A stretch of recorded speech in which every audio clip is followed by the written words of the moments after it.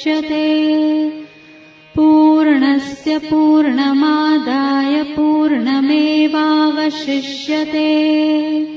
ॐ शान्ति शान्ति शान्तिः।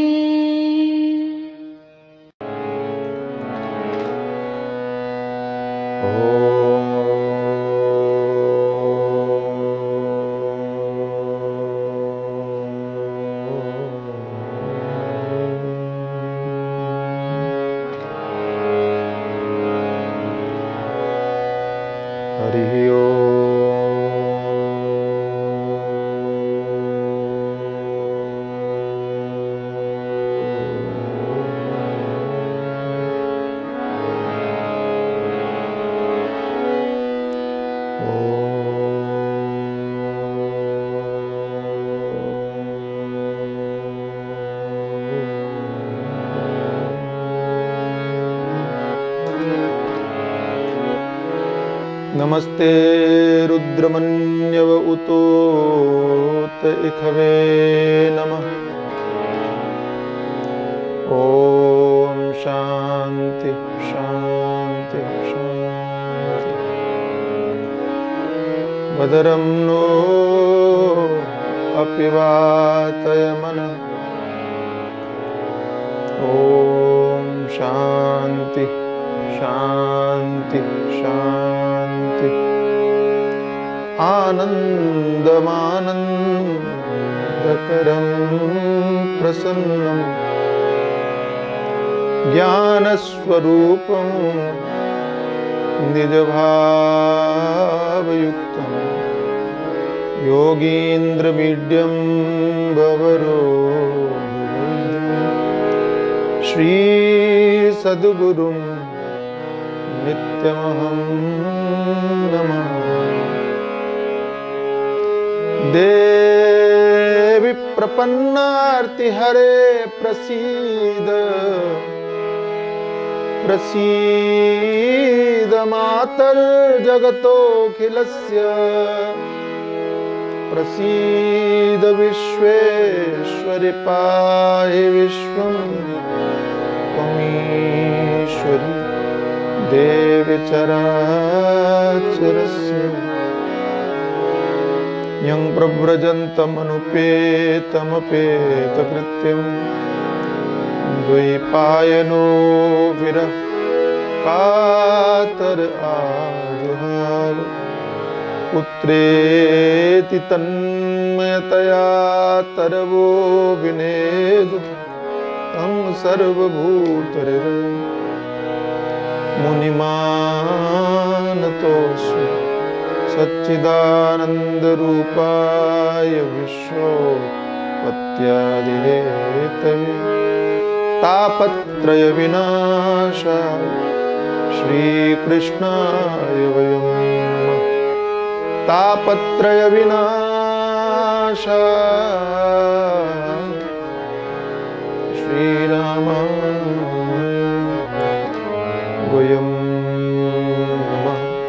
आइए सभी लोग प्रेम पूर्वक भगवान के पावन नाम का गान करें। राधे कृष्ण कृष्ण कृष्ण राधे राधे।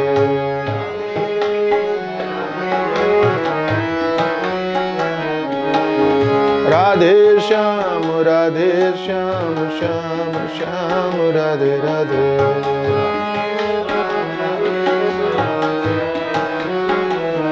जय जय राधे कृष्ण कृष्ण कृष्ण राधे राधे।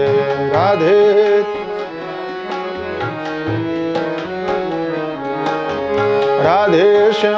राधे श्याम श्याम श्याम राधे राधे।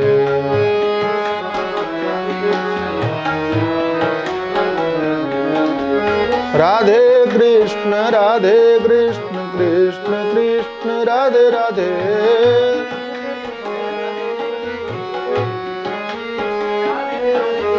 राधे श्याम श्याम श्याम राधे राधे।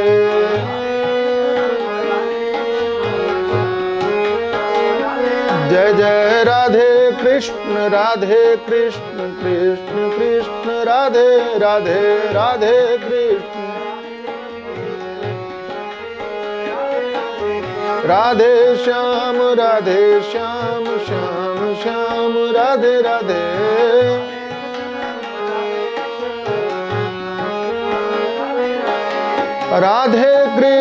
राधे कृष्ण कृष्ण कृष्ण राधे राधे राधे कृष्ण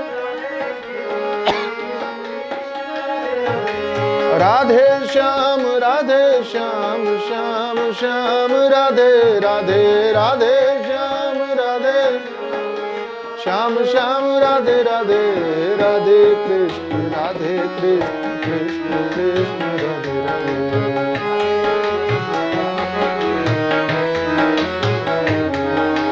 राधे राधे श्याम श्याम श्याम राधे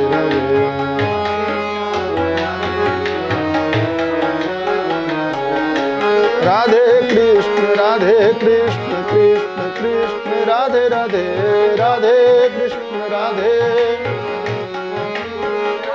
जय जय राधे श्याम श्याम राधे राधे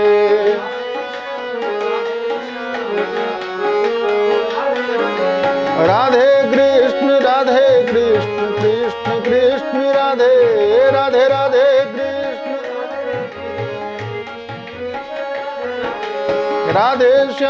राधे श्याम श्याम राधे राधे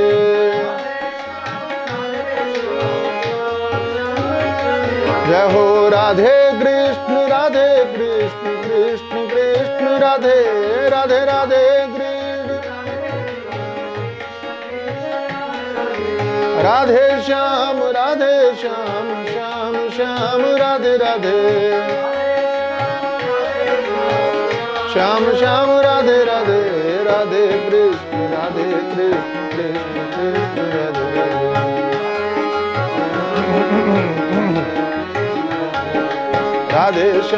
राधे श्याम श्याम राधे राधे जय जय राधे कृष्ण कृष्ण राधे राधे राधे कृष्ण राधे श्याम श्याम राधे राधे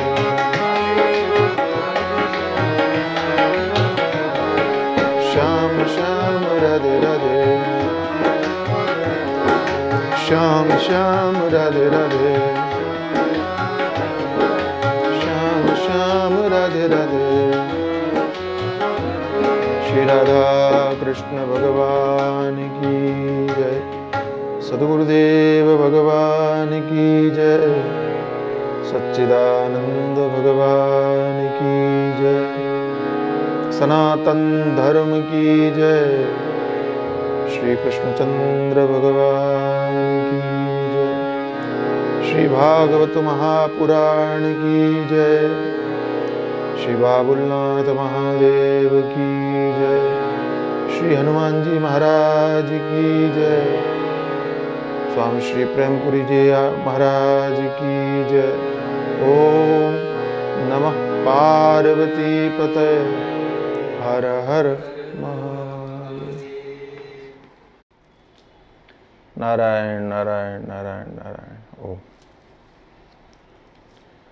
नाहं विद्या प्रजातिभ्यां तपसोपशमेन वा तुष्येयं सर्वभूतात्मा गुरुशुश्रूषया यथा अपि न स्मर्यते ब्रह्मन् वृत्तं निवसतां गुरौ गुरुदारैश्चोदितानामिन्धनानयने क्वचित्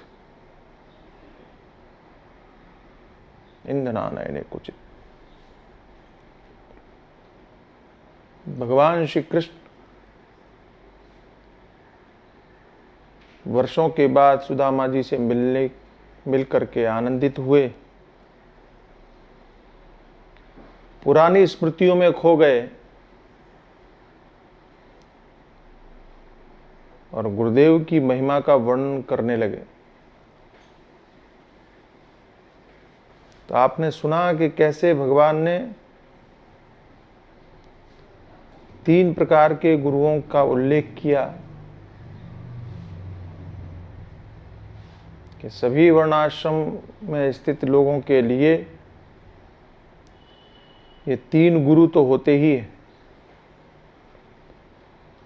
माता पिता के रूप में, शिक्षक के रूप में, और परमात्मा से जोड़ने वाला, कि परमात्मा की भक्ति से जोड़ने वाला, कि ज्ञान तत्व का उपदेश करने वाला, स्वरूप का बोध करवाने वाला भी गुरु है। और उन गुरु की महिमा के विषय में भगवान ने इतना कहा, यहां तक कहा कि व्यक्ति के स्वधर्म से संबंधित आचरणों को करने से मैं इतना प्रसन्न इतना नहीं होता जितना कि गुरु शुश्रूषा करने से मैं प्रसन्न होता हूं। इसका अर्थ यह नहीं है कि व्यक्तियों को अपने कर्म धर्म का परित्याग कर देना चाहिए, यह बिल्कुल भी अर्थ नहीं। लेकिन अर्थ यह है कि सभी कर्मों से अथवा सभी वस्तुओं से अथवा सभी चीजों से अथवा सभी परिस्थितियों से अधिक गुरु सेवा को, गुरु शुश्रूषा को महत्व देना चाहिए, भगवान ने ये कहा। हम लोग छोटे थे आश्रम में गुरुदेव के पास, तो संध्या वंदन करना रहता होता था, और गुरुजी कह दें कि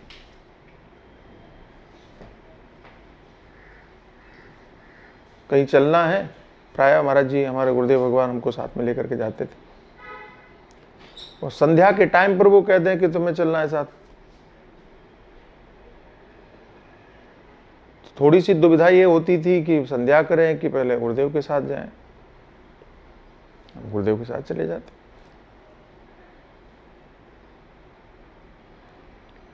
तो दृष्टि में क्या महत्व हुआ कि भाई गुरुर आज्ञा गरीयसी, संसार का कोई भी कर्म धर्म इतना महत्वपूर्ण नहीं हो सकता जितना कि गुरुदेव की आज्ञा है।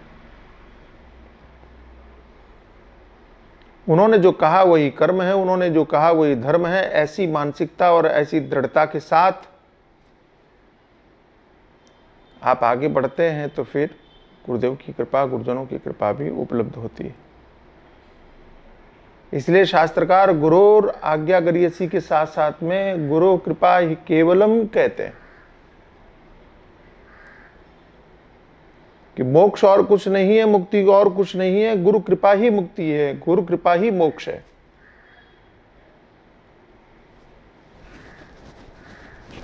सामान्य दृष्टि से ये बातें समझ पाना अत्यंत कठिन हो जाती हैं, लेकिन हमारे आध्यात्मिक साहित्य में कहिए, इतिहास में कहिए, अनेकों ऐसे उदाहरण आपको देखने को मिलेंगे कि जहां व्यक्ति में इतनी योग्यता नहीं थी, केवल मात्र गुरुदेव की कृपा से ही वो व्यक्ति अपनी योग्यता से बहुत आगे की स्थिति में पहुंच जाते। चाहे भगवान शंकराचार्य जी के 4 शिष्यों में से एक पट्ट शिष्य हस्तामलकाचार्य जी का उल्लेख हो कि वे सेवा ही करते थे, आप सब भी परिचित हैं और जानते हैं।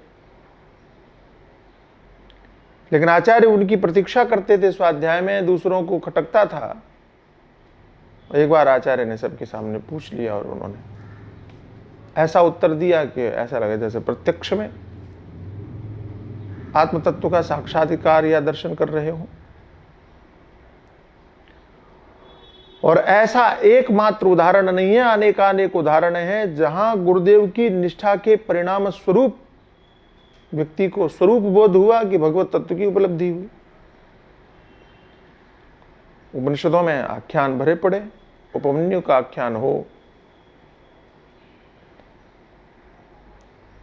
और भी बहुत सारे ऐसे आख्यान। गुरु सेवा के तो हमारे यहां बहुत आख्यान। और गुरुदेव की सेवा करते हुए समर्पण भाव से अपने शरीर की चिंता न करते हुए जितने भी उदाहरण देखने को मिलेंगे, उसमें तत्व की उपलब्धि रूप परिणाम सामने आता है। हमारे गुरुजी महाराज सुनाया करते थे कि एक बार तो एक कोई शिष्य गया गुरुजी के पास में, दीक्षा लिया, सेवा क्या करनी है। तो उन्होंने वहाँ कोई सेठ थे कि कोई सरपंच थे, और उनके घर भेज दिया कि जाओ उनकी सेवा करो, उनके घर में सेवा करो। अब बताओ, आए तो गुरुजी के पास से, उन्होंने कहीं और भेज दी। और वो भी बड़ा निष्ठावान व्यक्ति, गुरुदेव की आज्ञा प्राप्त करने के बाद में, और वो सेठ जी के यहाँ के, वो सरपंच जी के वहाँ सेवा करने लगा निष्ठापूर्वक। गुरुदेव ने कहा है तो बस ऐसी सेवा आप चकित रह जाएं कि घर के बच्चों की भी साफ सफाई करना और कपड़े धोना और सब कुछ गंदगी साफ करना, बर्तन साफ करना, नौकर भी क्या करेगा, इतनी सेवा किया, निष्ठापूर्वक की। और 1 वर्ष नहीं किया, मैंने सुना है 12 वर्ष तक वो सेवा करता रहा, एकदम शांत भाव से, न कोई अभिलाषा न कोई मांग। गुरुजी ने कहा है हम करेंगे जब तक गुरुदेव की आज्ञा है। गुरुदेव ने कहा था कि सरपंच जी हैं तब तक सेवा करो, और सरपंच जी का शरीर पूरा हुआ। उन्होंने सोचा कि गुरुदेव ने कहा था जब तक सरपंच रहे तब तक सेवा करो। सरपंच जी तो चले गए, अब तो गुरुजी से पूछना चाहिए।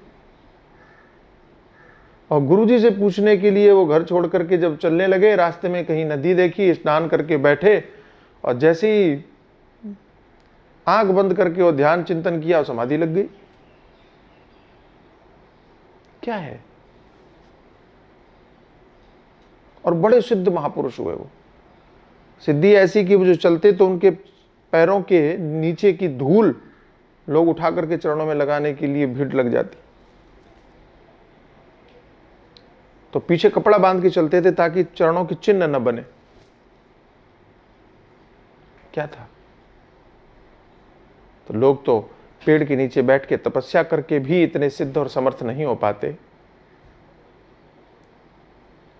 कि लोग तो पढ़ लिखने के बाद में भी इतने समर्थ नहीं हो पाते। यहां देखिए, केवल गुरुदेव के प्रति निष्ठा भाव से समर्पित होकर के कार्य करने का परिणाम यह हुआ कि इतनी बड़ी सिद्धि, इतनी बड़ी प्रसिद्धि, इतना बड़ा परिणाम देखने को मिला। और ऐसे अनुभव प्रायः आपको हमारे अध्यात्म जगत में, भारतीय आध्यात्मिक इतिहास में बहुत सारे उदाहरण मिलेंगे, बहुत सारे, और अद्भुत उदाहरण मिलेंगे। तो भगवान का ये पावन चरित्र भी उसी की ओर संकेत कर रहा है, उसी को स्पष्ट कर रहा है। भगवान के मन में भी गुरुदेव के प्रति क्या निष्ठा है वो देखिए, कि मिले हैं मित्र से, चर्चा गुरुदेव की हो रही है, और आपकी जिसके प्रति निष्ठा होती है उसकी चर्चा आप लेके आ ही जाते हो। मित्र से मिलने के बाद में भी और गुरुदेव की चर्चा होना, या गुरुदेव की चर्चा करना, गुरुदेव की महत्ता का उल्लेख करना, गुरुदेव की महिमा का वर्णन करना, यह सिद्ध करता है कि भगवान भी गुरुदेव को कितना महत्व देते हैं। यह उल्लेख उन लोगों के लिए भी संकेत है कि जो ये कहते हैं कि भगवान को गुरु मानो, अथवा गुरु करने की आवश्यकता नहीं, अथवा गुरु को मानने की जरूरत नहीं। अरे भाई, हमारी मत मानो, लेकिन कम से कम जिन भगवान की पूजा करते हो उनकी तो मानो कि वे क्या कहते हैं। स्मरण करते हुए भगवान कहते हैं, अपिना स्मर्यते ब्रह्मन् वृत्तम निवसताम गुरु गुरुदारैश्चोदितानाम इंधनानयने क्वचित। हे ब्राह्मण देवता, हम लोग गुरुकुल में जब निवास करते थे उस समय की आपको एक बात याद होगी कि जब हम दोनों को हमारी गुरु माता ने ईंधन लाने के लिए जंगल में भेजा, तो गुरुदेव के आश्रम में रहकर के भगवान भी लकड़ियां काटने जाते थे। गुरुदेव के आश्रम में रहकर के भी भगवान भी गुरुदेव की आज्ञा का पालन करते थे। इस तरह से, और ऐसे ही कर्म, ऐसे ही आचरण उनको अहंकार रहित बनाते थे विद्यार्थियों को। आजकल नहीं कि आपने हॉस्टल में पैसा जमा कर दिया और पैसा दे दिया और आप बिस्तर पर होटल की तरह पड़े हुए हैं, आराम कर रहे हैं, फरमा रहे हैं, खाली पढ़ाई लिखाई की, एग्जाम दे करके आ गए, आप विद्वान बन गए। विद्वान तो बन गए, व्यक्ति नहीं बन पाए, मनुष्य नहीं बन पाए। पढ़े लिखे तो बन गए, डिग्रीधारी बन गए, मानवता नहीं आ पाई आप। अहंकार का पोषण तो हो गया, लेकिन विनम्रता नहीं आ पाई। इसलिए हमारे यहां एक शब्द है, शिक्षा और संस्कार। तो हमारे यहां के गुरुकुल केवल शिक्षा प्रदान नहीं करते थे, संस्कार भी प्रदान करते थे। और अब शिक्षा तो रह गई, शिक्षा ही कहेंगे इसको, और क्या कहेंगे। कि कम से कम भौगोलिक कि वैज्ञानिक ऐसा बोध तो हो ही जाता है, संस्कार नहीं मिलते। संस्कार कब आते हैं? जब आदमी जमीन से जुड़ा हो। जमीन से दूर हो जाने पर कोई पेड़ आगे नहीं बढ़ता। तो भगवान भी सुदामा जी के साथ में लकड़ियां काटने जाते।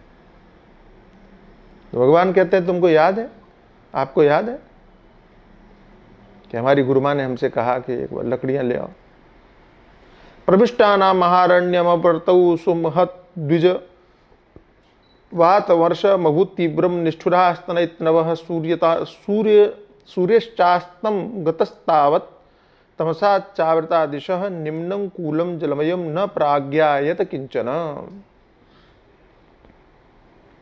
हम लोग जंगल में गए माता जी की आज्ञा प्राप्त करके और गुरुदेव के आश्रम के लिए लकड़ियां लाने के लिए, लेकिन उसी समय पर जैसे ही हमने जंगल में प्रवेश किया, वन में प्रवेश किया, प्रविष्टानां महारण्यम अपर्तौ सुमहद्विज, तो वातमर्षम अभूत तीव्रम, बड़ी भारी बारिश, बड़ा भारी तूफान, बहुत बड़ी आंधी और बिजली कड़कने लगी।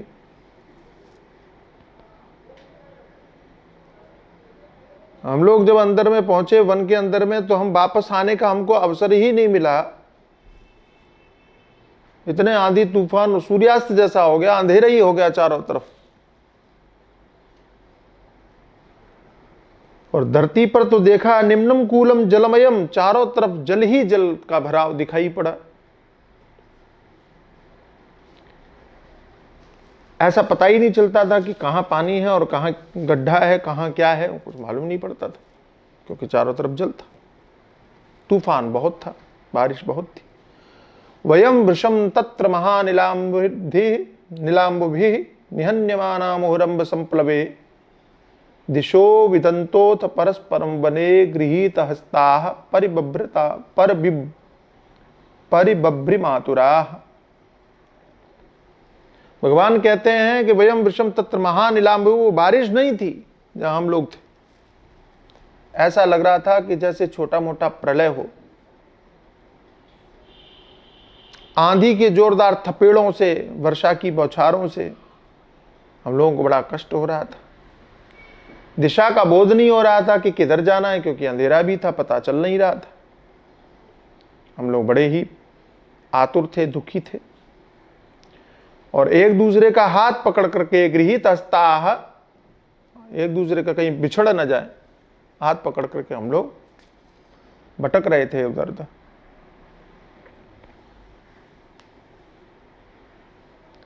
पूरी रात ऐसे हो गई। अच्छा, यहां तो यह भी उल्लेख नहीं कि वो पेड़ के ऊपर बैठे रहे, ऐसा भी कुछ नहीं। परेशान अवस्था में भटकते रहे, ऐसा उल्लेख था। एतद् विदित्वा उदिते रवौ सांदीपनिर्गुरुः अन्वेषमाणो नः शिष्यान् आचार्यो पश्यदातुरान्। भगवान कहते हैं, इस प्रकार से हम रात भर भटकते रहे, परेशान होते रहे, लेकिन हमको कहीं कोई रास्ता दिखाई नहीं पड़ा कि कहां जाएं, कैसे जाएं, कुछ समझ में नहीं आ रहा था। भटकते भटकते कष्ट के उस स्थिति में, कष्ट की उस स्थिति में पूरी रात हमने बिताई। जैसे सूर्योदय हुआ तो अपने शिष्यों को ढूंढते हुए, यानी हम लोगों को ढूंढते हुए, हमारे गुरुदेव उस वन में पधारे। अब देखो, गुरुदेव की भी निष्ठा देखिए, गुरुदेव का व्यवहार देखिए, गुरुदेव की सरलता देखिए कि अपने शिष्यों के बाहर चले जाने पर या शिष्यों के वापस नहीं आने पर उन्होंने दूसरे शिष्यों को नहीं भेज दिया कि तुम लोग जाओ जरा ढूंढ के लाओ, ये नहीं कहा। यही उनकी हृदय दयालुता है, यही उनकी करुणा है, वही उनका प्रेम है कि जैसे उनको पता चला कि हमारे 2 शिष्य रात में गए थे लकड़ी लाने के लिए कल शाम को, लेकिन वापस लौट के नहीं आ पाए, तो उनको खोजने के लिए स्वयं गुरुदेव अपने आश्रम से निकल करके और वन में पहुंचे। कल्पना से परी बात है कि कितनी कैसा व्यवहार आपस में रहा होगा, कितना प्रेम आपस में गुरुदेव और शिष्यों के बीच में रहा होगा कि गुरुदेव कठोरता करते थे शिष्यों के ऊपर की सेवा करवाने के लिए कि दूसरी आज्ञाओं को दे करके, लेकिन फिर भी मन में करुणा इतनी, मन में कृपा इतनी, मन में भाव इतना कि स्वयं चल करके वन में जाते हैं खोजने के लिए। एतद् विदित्वा उदिते रघु सांदीपनि गुरु। और हमारे गुरुदेव शांतिपनि ऋषि को जब पता चला तो वे जब अन्वेषमाणो, अब ढूंढने के लिए, खोजने के लिए हमको आए, उस वन में पहुंचे, उन्होंने देखा कि हम लोग बड़े आतुर हो रहे हैं, बड़े परेशान हो रहे हैं। आओ हे पुत्र का यूयम अस्मदर्थे दुखिताः आत्मा वही प्राणिनाम प्रेष्ठ तमनादित्य मत्पराः। देखते ही उन्होंने और बड़ी प्रसन्नता पूर्वक कहना आरंभ किया कि आश्चर्य है, आश्चर्य है। ओ हे पुत्र का, हम तो चकित है कि संसार के जितने भी प्राणी हैं वो प्रायः अपने शरीर को अधिक महत्व देते हैं, उन्हें अपना शरीर अधिक प्रिय लगता है, उन्हें अपनी कामनाएं अधिक प्रिय लगती हैं, उन्हें अपनी इच्छाएं अधिक प्रिय लगती हैं। लेकिन आप लोग ऐसे हो कि अपने गुरुदेव की निष्ठा में, गुरुदेव के समर्पण में, गुरुदेव की सेवा में आपने अपने शरीर का ध्यान नहीं दिया, अपनी कामनाओं को महत्व नहीं दिया, अपनी इच्छाओं को महत्व नहीं दिया, और हमारे लिए अपने शरीर को कष्ट दे रहे हो। सभी प्राणियों को अपने शरीर प्रिय होते हैं, लेकिन तुम लोगों ने तो क्या किया कि हमारी सेवा के लिए, गुरुदेव की सेवा के लिए तुमने अपने शरीर की चिंता नहीं की और सब कुछ छोड़ दिया, सब कुछ भूल गए। एतदेव ही सत्शिष्यैः कर्तव्यं गुरु निष्कृतम यद्वै विशुद्ध भावेन सर्वार्थात्मार्पणम गुरु। तो जो सत्शिष्य होते हैं उनके लिए यही कर्तव्य ही होता है। गुरु निष्कृतम, गुरु ऋण से उऋण होने के लिए। देखो हमारे यहाँ शास्त्रों में कुछ ऋण है व्यक्ति के ऊपर, जिसका जन्म होता है उसके प्रति ऋण होता है, माता पिता का ऋण होता है, गुरु का ऋण होता है, ऋषियों का ऋण होता है। और इन ऋणों की मुक्ति के लिए व्यक्ति को जीवन में उनकी प्रसन्नता के लिए कर्म करने चाहिए। और मान्यता कहीं कहीं ऐसी है कि विवाह करने के बाद में संतान हो जाए तो व्यक्ति माता पिता के ऋण से उऋण हो जाता है, ऐसा मानते हैं। क्योंकि वो अपने भावी पीढ़ी को देख लेते हैं, पौत्र को देखते हैं, वो बड़े प्रसन्न होते हैं, क्योंकि उसी में उनकी प्रसन्नता है। तो पुत्र के पुत्र को देखते हैं तो उनको प्रसन्नता होती है, तो बोले उऋण हो गया, ऐसा।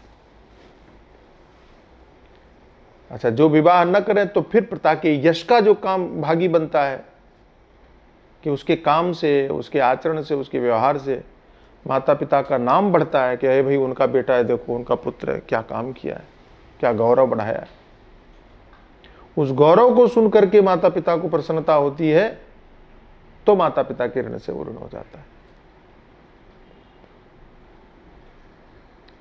तो कर्म ऐसा करो कि उनका गौरव बढ़े, उनका नाम बढ़े, उनका यश बढ़े, उनको प्रसन्नता हो। पीछे, आपके पीछे या किसी के पीछे, माता पिता के सामने आपकी प्रशंसा हो, तो वो कहते हैं हमारा बेटा उऋण हो गया, क्योंकि उसने ऐसा काम किया कि लोग इसकी प्रशंसा करते हैं।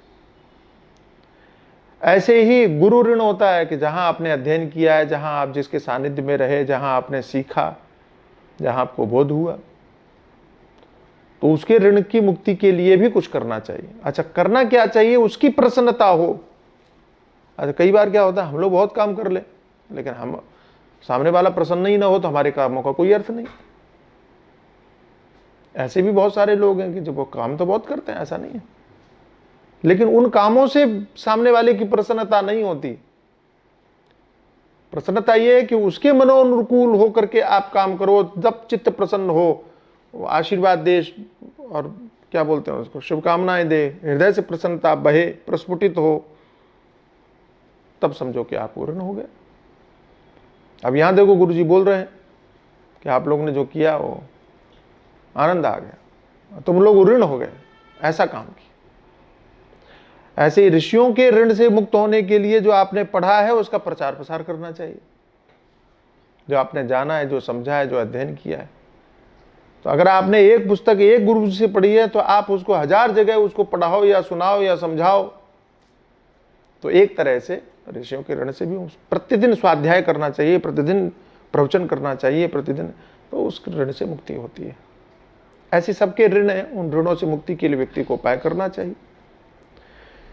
यहां गुरु जी कहते हैं एत देव ही सत शिष्य ही, सत शिष्य के लिए कर्तव्य है कि वो गुरु ऋण से मुक्त होने के लिए सद्भाव से, विशुद्ध भाव से सेवा करे। यद्वै विशुद्ध भावेन सर्वार्थात्मार्पणम गुरु,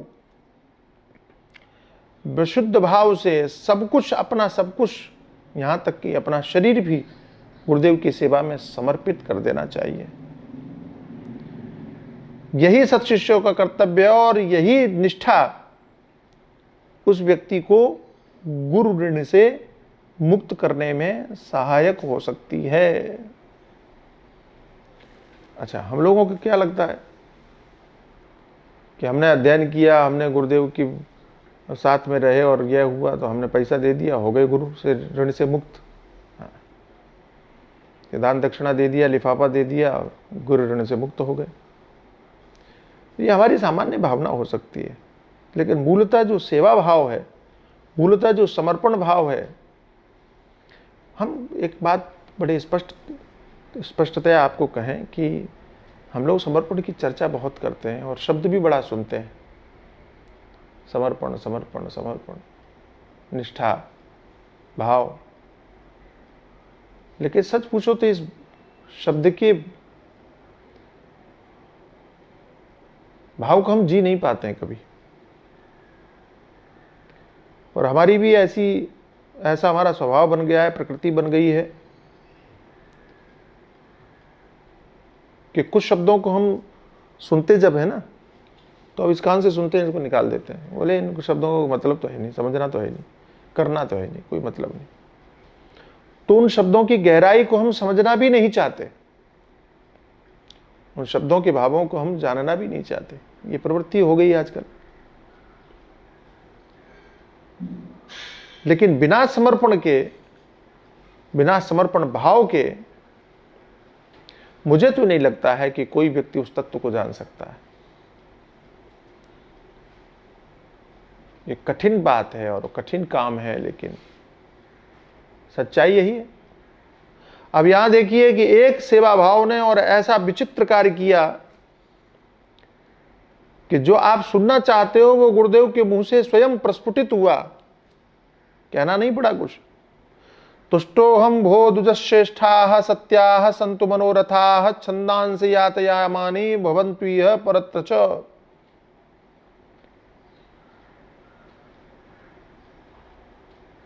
तो गुरुदेव ने कहा कि हे द्विज शिरोमणि, द्विजश्रेष्ठा, द्विज का मतलब केवल ब्राह्मण मत समझना है,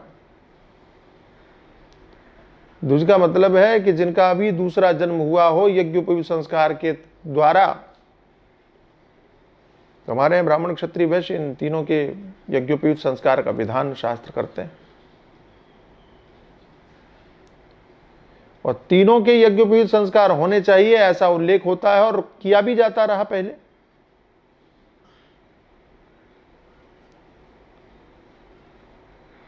शूद्रों और स्त्रियों को यज्ञोपवीत का अधिकार नहीं है। अब इसमें भी बड़ा विचित्र मामला, लोगों ने विवाद का कारण बना दिया, झगड़े का कारण। उनको क्यों अधिकार नहीं? अरे भाई, किसी चीज में अधिकार नहीं है ये आपको दिखाई पड़ता है, लेकिन बिना उस चीज को प्राप्त किए उन्हें उसकी फल की प्राप्ति हो रही है ये आपको दिखाई नहीं पड़ता। शास्त्र ये भी तो कहते हैं कि भाई, जैसे आजकल आप बताओ, मैं आपको बताऊं, मुझे क्षमा करना है, आजकल आरक्षण है ना, रिजर्वेशन। तो एक विद्यार्थी है कि जिसने 85 मार्क्स लिए हैं और एक विद्यार्थी है जिसने केवल पासिंग मार्क 32 या 35 कितना होता है मुझे मालूम नहीं, तो वो हासिल किया, वो लिया है। लेकिन जिसने 35 हासिल किया है वो रिजर्वेशन के अंतर्गत है, तो उसको नौकरी आसानी से मिल जाएगी, और जिसने 85 लिया है उसको नौकरी नहीं मिलेगी। आप इसको क्या कहोगे?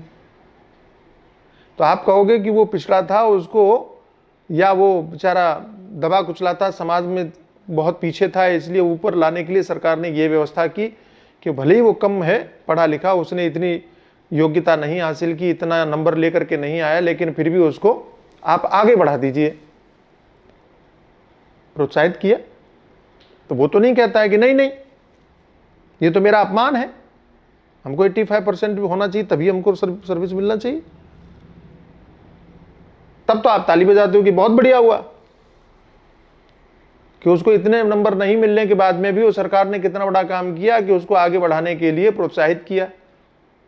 तो भैया हमारे वेद शास्त्र भी तो यही उसको प्रोत्साहित कर रहे हैं कि भाई तू काम कर रहा है, सेवा कर रहा है, मेहनत कर रहा है, तुझे ये सब करने की जरूरत नहीं है। लेकिन जो ब्राह्मणों को फल मिलेगा अपना काम करते हुए, वही फल तुमको बिना वो काम करते हुए उस फल की प्राप्ति होगी। ये क्या है? ये आरक्षण ही तो है, और क्या है? उस समाज को पुरस्कृत करते हुए उस समाज को उस स्थान पर पहुंचा देने की जो व्यवस्था है वो क्या है? लेकिन राजनीतिक लोगों ने बहुत सारे भ्रमों को हमारे में भर करके और हमें विभाजित करने का काम किया। ऐसी माताओं की बहुत सारे काम, बहुत सारे झंझट, बहुत सारी दुनियादारी, शुद्धता अशुद्धता को लेकर के उनके जो जीवन में परिस्थितियां हैं, छोटे छोटे बच्चों के पालन पोषण के दायित्व हैं, ऐसी स्थिति में कहाँ यज्ञोपवीत संस्कार के महत्व को बचा पाएंगी? कैसे करेंगी? शास्त्र की मर्यादा समझनी चाहिए। तो द्विजश्रेष्ठा, हे द्विजश्रेष्ठ, दोनों को कहा तुष्टो हम तुमसे प्रसन्न हैं। और ये शब्द जब गुरुदेव के मुख से या माता पिता के मुख से निकले तो आप उसकी कल्पना नहीं कर सकते, और प्रत्येक शिष्य और प्रत्येक पुत्र इस शब्द को सुनने के लिए अभिलाषा करता है कि माता पिता कहें कि बेटा तुम्हारे कामों से मैं प्रसन्न हूं, कि शिष्य तुम्हारे काम से मैं प्रसन्न हूं, आज संतुष्ट हो गया मैं, आनंद आ गया। तुष्टो हम भो द्विजश्रेष्ठा सत्या संतु मनोरथा। और मैं तुम्हें आशीर्वाद देता हूं कि तुम्हारे सारे मनोरथ सिद्ध हों, तुम्हारी सारी अभिलाषाएं परिपूर्ण हों। सत्या संतु मनोरथा चंदान से यातयामाने भवन्तु यह परत्रित। और तुमने यहां रह करके जो भी पढ़ा है, जो वेदाध्ययन किया है, जो भी अध्ययन किया है, वो सदैव तुमको कंठस्थ रहे। क्या बात, सदैव तुमको याद रहे तुम्हारी सेवा के प्रभाव से। और भवन्तु परत्र च, याद भी रहे और निष्फल भी ना हो। कई बार याद रहता है लेकिन वो फलीभूत नहीं होता है, समय पर काम नहीं आता है। तुमको याद भी रहेगा और तुम्हारे काम भी आएगा, सफल भी होगा, कभी निष्फल नहीं होगा। ऐसा आशीर्वाद प्रदान किया। इत्थम विधान नेकाने वसताम गुरुवेशमसु गुरोरनुग्रहेणैव पुवान पूर्णा प्रशांतये। भगवान कहते हैं, हे मित्र, हम लोग गुरुकुल में निवास करते थे, हमारे जीवन में ऐसी कई घटनाएं घटित हुई, लेकिन एक बात मैं आपको कहता हूं। क्या? गुरोरनुग्रहेणैव, बिना गुरुदेव की कृपा के व्यक्ति के जीवन में कभी शांति का अनुभव नहीं होता। ये भगवान ने निर्णय सुना दिया। पुमान पूर्णा प्रशांत है, कभी भी गुरुदेव की कृपा के बिना व्यक्ति पूर्णता को प्राप्त नहीं होता। सारे संसार में भटक भटक करके चला जाए, सब कुछ प्राप्त कर ले, लेकिन गुरुदेव की कृपा के बिना वो पूर्णता का अनुभव नहीं कर पाता। देखो, पूर्ण कौन है? परमात्मा ही पूर्ण है, ईश्वर ही परिपूर्ण है, ब्रह्म ही परिपूर्ण है। और बिना गुरुदेव की उसकी उपलब्धि हो नहीं सकती, उस बोध की उपलब्धि हो नहीं सकती। जब तक वो उपलब्धि नहीं हो सकती तब तक पूर्णता की उपलब्धि नहीं हो सकती। इसीलिए संसार में हर जगह व्यक्ति को अभाव खटकता है, अभाव दिखता है, और अभाव की पूर्ति के लिए ही प्रयत्नशील रहता है। आपके पास सब कुछ है, लेकिन जो सब कुछ होने का भाव है वहां पर आपकी वृत्ति केंद्रित नहीं होती है। क्या नहीं है उसको महत्व देते हुए वृत्ति उसकी पूर्ति के लिए प्रयत्नशील रहती है। सांसारिक व्यक्तियों की मनोदशा, सांसारिक व्यक्तियों की परिस्थिति ऐसी ही होती है कि वे अभाव की पूर्ति के लिए प्रयत्नशील रहते हुए सक्रिय रहते हैं। ये हो जाए, वो हो गया तो ये और हो जाए, ये हो जाए, ये हो जाए, ये हो जाए, और उसका अंत कभी नहीं आता। अंत तो आ जाएगा तो परिपूर्ण नहीं हो जाएगा। तो भागते भागते, दौड़ते दौड़ते और बेचारा मर जाता है। इसलिए माता देवहूति भी तो कहती है कि बेटा मैं थक गई दौड़ते दौड़ते, सब कुछ कर लिया, लेकिन सब कुछ प्राप्त करने के बाद में भी कौन सी ऐसी जगह है जहां पहुंच करके पूर्णता का अनुभव होगा, यह समझ में नहीं आया।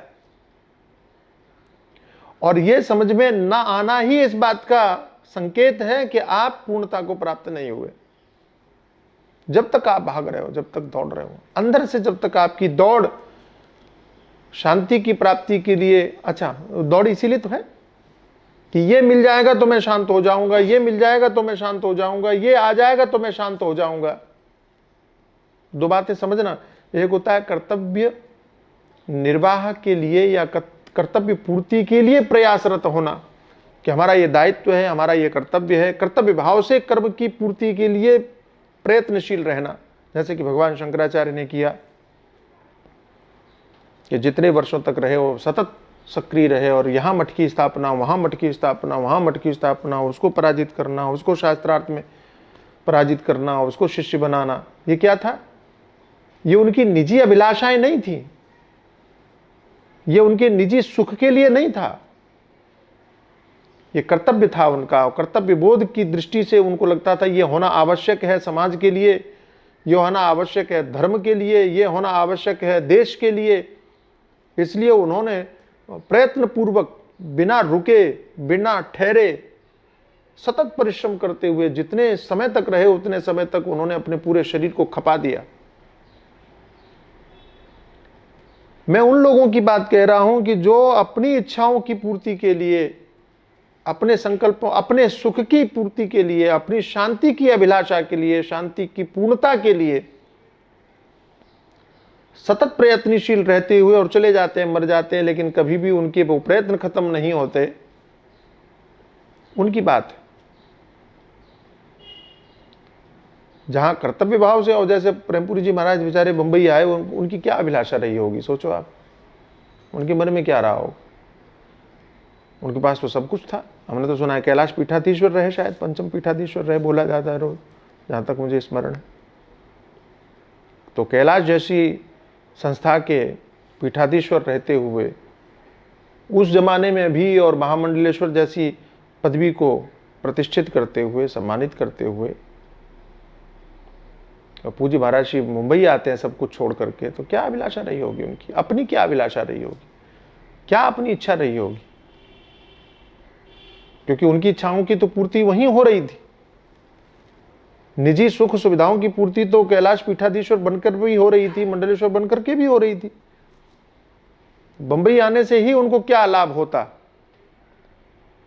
लेकिन जिस कर्तव्य भाव और जिस निष्ठा, प्रचार की निष्ठा, जिस सनातन धर्म के प्रचार की निष्ठा से, वेदांत दर्शन के प्रचार की निष्ठा से, और वे बंबई आए जिज्ञासुओं के लिए, उन्होंने जो अनुपम अद्भुत कार्य किया वो अविस्मरणीय है।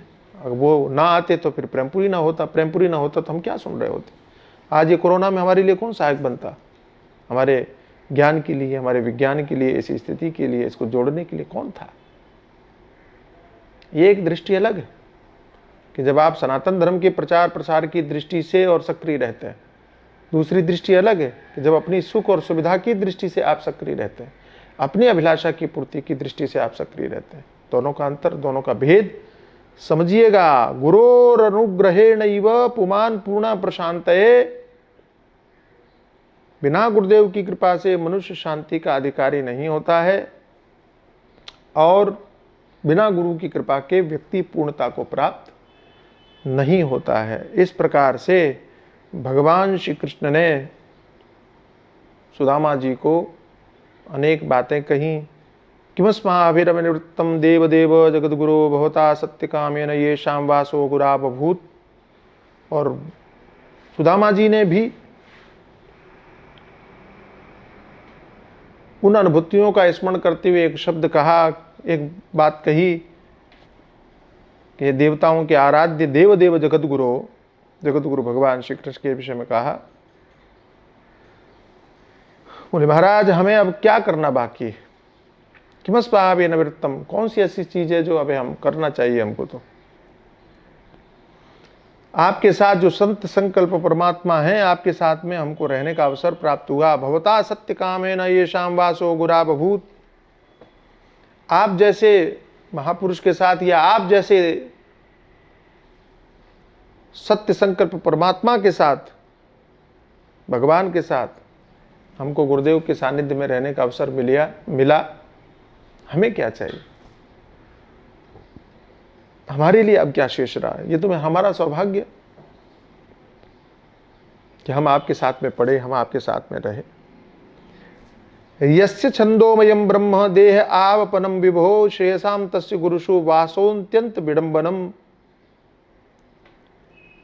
छंदोमय वेद धर्म अर्थ काम मोक्ष पुरुषार्थ, चारों पुरुषार्थ धर्मार्थ काम मोक्ष, उन सबके मूल कौन है? बोले आप हैं। और ये जो वेद है ये क्या है? धर्म और अर्थ काम मोक्ष, बोले ये सब आपके शरीर में उपस्थित है, सब आपका शरीर ही है। तो वेद भी आपके शरीर में है, चतुर्थ पुरुषार्थ भी आपके शरीर में है, और वही शरीर गुरुकुल में निवास करे वेदाध्ययन करने के लिए। ये आपकी लीला नहीं है तो और क्या है? आपने तो संसार को शिक्षा देने के लिए केवल ये लीला की, आपको तो वहां रहने की आवश्यकता नहीं थी। लेकिन संभवतः हमें ऐसा लगता है कि आप वहां रहे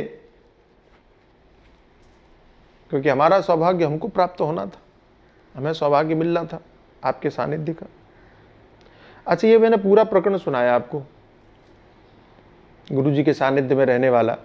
भगवान ने जो कुछ सुदामा जी के साथ में चर्चा की उसका सबका उल्लेख एक एक श्लोक से मैंने आपको पढ़ करके बताया। ये पूरे श्लोकों में कहीं आपने एक जगह भी ये सुना, देखा, पढ़ा, कहीं भी आभास दिखाई पड़ा कि भगवान ने चने की चर्चा की हो, कि गुरु माता जी ने चने दिए थे, कि सुदामा जी ने चने खा लिए और भगवान को नहीं दिए? इनका कहीं उल्लेख देखने में आया? या सुदामा ने कहा कि हाँ महाराज, चलो भगवान ने नहीं कहा, भगवान ने कहानी कही, भगवान ने कथा कही, भगवान ने स्मृति दिलाई, तो भगवान ने अपनी विनम्रता के कारण उसको नहीं कहा, चलो ये भगवान की महानता हम मान लेते हैं। लेकिन अगर ऐसा कुछ घटित हुआ होता तो सुदामा जी तो कहते कम से कम, बोले हाँ महाराज हमको सब कुछ याद है, मेरा अपराध भी याद है, मेरा दोष भी याद है, जो चने मैंने खा ली और आपको नहीं दी। तो सुदामा को तो कहना था कम से कम, वो तो विनम्र है। तो भगवान को इतनी बड़ी बड़ी बातें कह रहे हैं, भगवान के विषय में इतनी श्रद्धा भावना रखते हैं, भगवान की महिमा से परिचित भी हैं, भगवान की महिमा को जानते भी हैं, और उसके बाद में भी सुदामा की तरफ से भी ऐसा कुछ नहीं कहा गया। ये क्या संकेत करता है? ये क्या बताता है? आप लोगों के विवेक पर मैं छोड़ता हूं। आप समझिए कि जो कुछ कहानियां सुनाई जाती हैं वो क्या हैं, कहां से आई, भगवान जाने। लेकिन इस श्रीमद् भागवत के इस पावन चरित्र में ऐसा कोई उल्लेख, ऐसी कोई कहानी, ऐसी किसी घटना का वर्णन नहीं है। इसके बाद में क्या होता है? थोड़ा सा रोचक कथा हो जाती है, अलग तरह से थोड़ा आनंदमय कथा हो जाती है। और चूंकि मैंने पहले ही आपसे कहा था कि कथा बड़ी नहीं है सुदामा चरित्र की, श्रीमद् भागवत में छोटी ही कथा है, लेकिन 15 दिन तक हमको उस पर चर्चा करनी थी, हमारे गिरीश भाई की इच्छा थी, तो एक अलग तरह का विश्लेषण करने का अवसर मिला, हमको आनंद आया। इसलिए एक एक बात को थोड़ा सा विस्तार करने का प्रयास किया, क्योंकि छोटे ही चरित्र को 15 दिन तक कहना है तो फिर आपको ऐसा विस्तार करना ही होगा, नहीं तो फिर कहानी तो एक दिन की, मैंने बताया ही आपको कि भागवत में तो वो 1.5 घंटे में सुदामा चरित्र पूरा हो जाता है। 1.5 घंटा भी तब जब आदमी थोड़ा सा विस्तार करता है, नहीं तो सही पूछो तो हमारे आजकल के कथाकार हमको ऐसे दिखाई पड़ते हैं कि आखिरी दिन रुक्मिणी विवाह से लेकर के और भागवत पूरी कर देते हैं 7वें दिन, क्योंकि 6ठे दिन रुक्मिणी विवाह होता है और 7वें दिन सुदामा चरित्र वगैरह करते हुए सब कुछ खत्म करके और परीक्षित मोक्ष हो जाता है।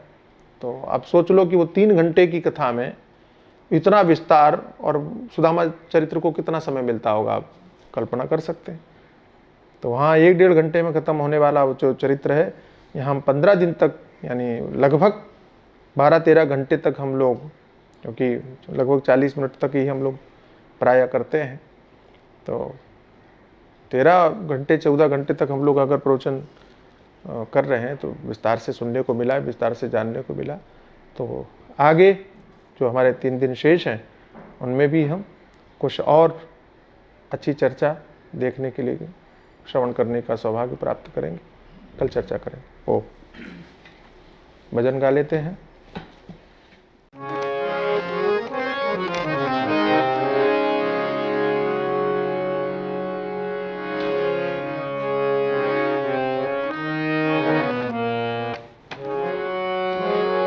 सद्गुरु का चिंतन महान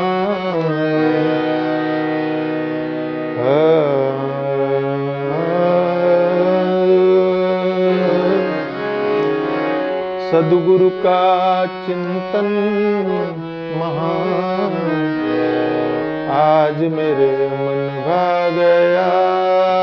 सद्गुरु का चिंतन महान, आज मेरे मन भा गया। मेरे सद्गुरु का चिंतन महान, आज मेरे मन भा गया। मेरे सद्गुरु का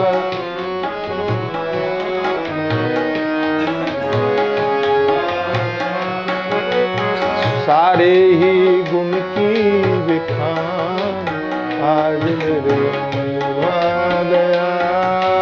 सारे ही गुण की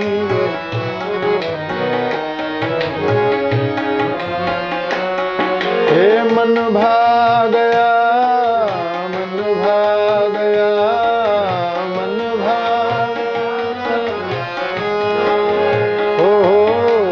मन भा गया। मेरे मन भा गया, मन भा गया। मेरे भा गया। मेरे सद्गुरु का चिंतन महान, आज मेरे भा गया। मेरे सद्गुरु का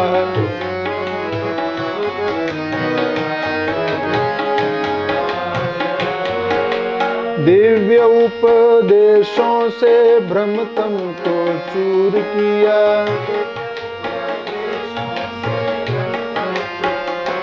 हो दिव्य उपदेशों से भ्रम तुमको चूर किया।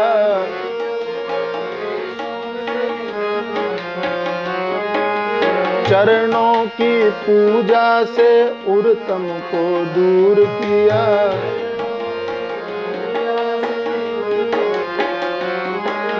गुरुवर के चरणों का ध्यान, आज मेरे मन भा गया।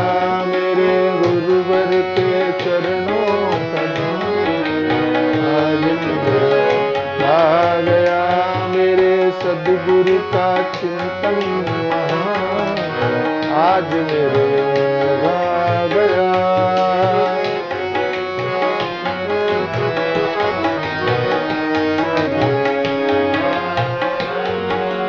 मैं ही तो तुम जो, मैं ही तो तुम हो जो, तुम ही तो मैं हूँ।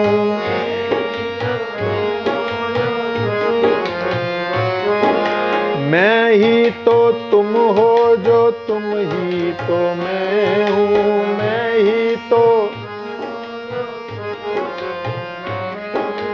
दोनों तो एक रूप पर ब्रह्म मैं हूँ। दोनों तो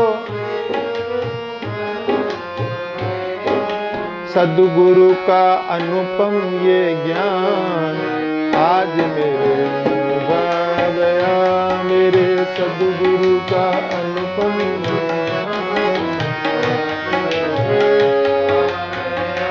मेरे सद्गुरु का चिंतन महान आज मेरे आ गया। मेरे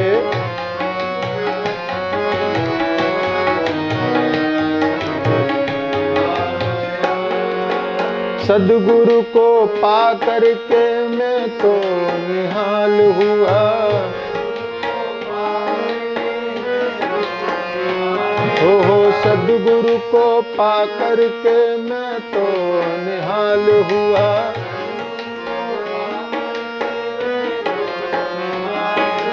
पाई जो ब्रह्म विद्या ऐसा कमाल हुआ।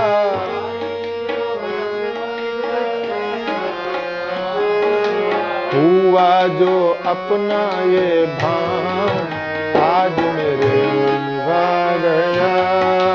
हुआ जो अपना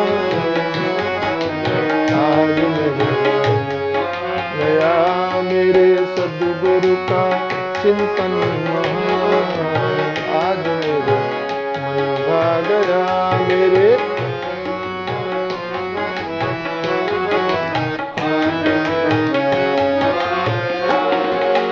गुरु शरणागति का वेद भी बखान करें।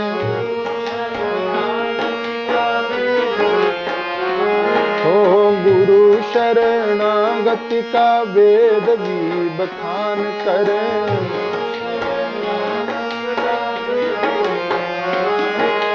पाना चाहे ब्रह्म ज्ञान सोई प्रयाण करें।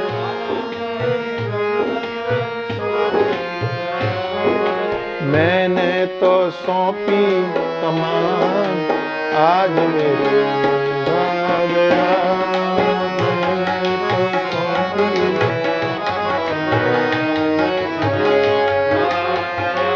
हाँ जी हमने तो सौंपी कमान आज मेरे मन आ गया।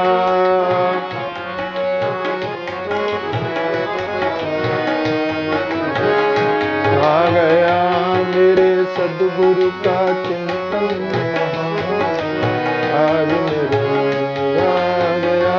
मेरे सद्गुरु का चिंतन आज मेरे आज मेरे आज मेरे